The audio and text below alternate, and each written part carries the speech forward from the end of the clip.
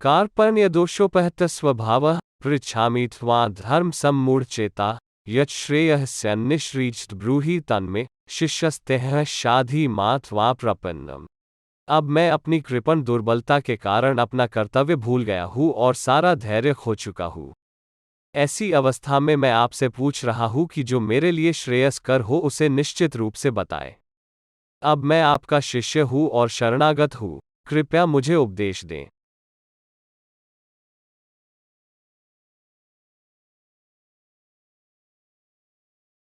जय श्री कृष्ण। यह प्राकृतिक नियम है कि भौतिक कार्यकलाप की प्रणाली ही हर एक के लिए चिंता का कारण है। पग पग पर उलझन मिलती है। आत्म प्रामाणिक गुरु के पास जाना आवश्यक है, जो जीवन के उद्देश्य को पूरा करने के लिए समुचित पथ निर्देशन दे सके। समग्र वैदिक ग्रंथ हमें यह उपदेश देते हैं कि जीवन की अनचाही उलझनों से मुक्त होने के लिए प्रामाणिक गुरु के पास जाना चाहिए। ये उलझने उस दावाग्नि के समान है जो किसी के द्वारा लगाए बिना भभक उठती है। इसी प्रकार विश्व की स्थिति ऐसी है कि बिना चाहे जीवन की उलझने स्वतः उत्पन्न हो जाती है। कोई नहीं चाहता कि आग लगे, किंतु फिर भी वह लगती है और हम अत्यधिक व्याकुल हो उठते हैं। वैदिक वाद्यम उपदेश देता है कि जीवन की उलझनों को समझने तथा समाधान करने के लिए हमें परंपरागत गुरु के पास जाना चाहिए। जिस व्यक्ति का प्रामाणिक गुरु होता है वह सब कुछ जानता है। मनुष्य को भौतिक उलझनों में न रहकर गुरु के पास जाना चाहिए। यही इस श्लोक का तात्पर्य है। आखिर भौतिक उलझनों में कौन सा व्यक्ति पड़ता है? वह जो जीवन की समस्याओं को नहीं समझता।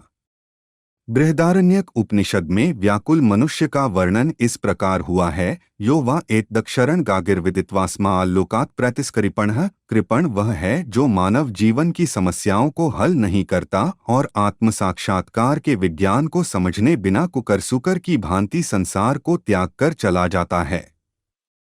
जीव के लिए मनुष्य जीवन अत्यंत मूल्यवान निधि है, जिसका उपयोग वह अपने जीवन की समस्याओं का हल करने में कर सकता है। जो इस अवसर का लाभ नहीं उठाता वह कृपण है। ब्राह्मण इसके विपरीत होता है, जो शरीर का उपयोग जीवन की समस्त समस्याओं को हल करने में करता है। यह एतदक्षरं गार्गी विदित्वास्मा लोकात् प्रैति स ब्राह्मण। देहात्म बुद्धि वश कृपण या कंजूस लोग अपना सारा समय परिवार, समाज, देश आदि के अत्यधिक प्रेम के गवा देते हैं।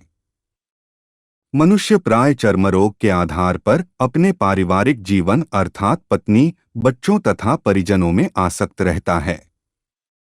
कृपण यह सोचता है कि वह अपने परिवार को मृत्यु से बचा सकता है, अथवा वह यह सोचता है कि उसका परिवार या समाज उसे मृत्यु से बचा सकते हैं। ऐसी पारिवारिक आसक्ति निम्न पशुओं में भी पाई जाती है, क्योंकि वे भी बच्चों की देखभाल करते हैं।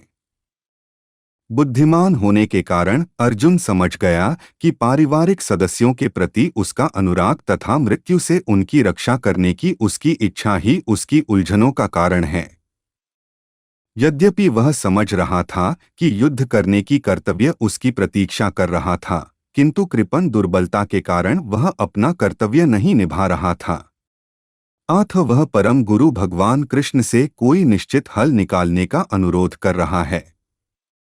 वह कृष्ण का शिष्यत्व ग्रहण करता है। वह मित्रतापूर्ण बातें बंद करना चाहता है।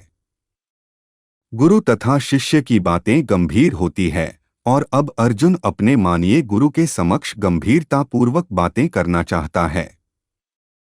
इसीलिए कृष्ण भागवत गीता का ज्ञान आदि गुरु है और अर्जुन गीता समझने वाला प्रथम शिष्य है। अर्जुन भगवत गीता को किस तरह समझता है, यह गीता में वर्णित है।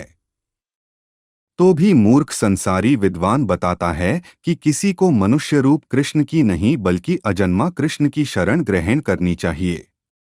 कृष्ण के अंत तथा ब्राह्य में कोई अंतर नहीं है। इस ज्ञान के बिना भगवत गीता को समझने का प्रयास करता है, वह सबसे बड़ा मूर्ख है। और इसे के साथ आज हमने दूसरे अध्याय का 7वें श्लोक का तात्पर्य देखा। अब हम कल 8वें श्लोक का तात्पर्य देखेंगे। हरे कृष्ण कृष्ण कृष्ण हरे हरे, हरे राम राम राम हरे हरे।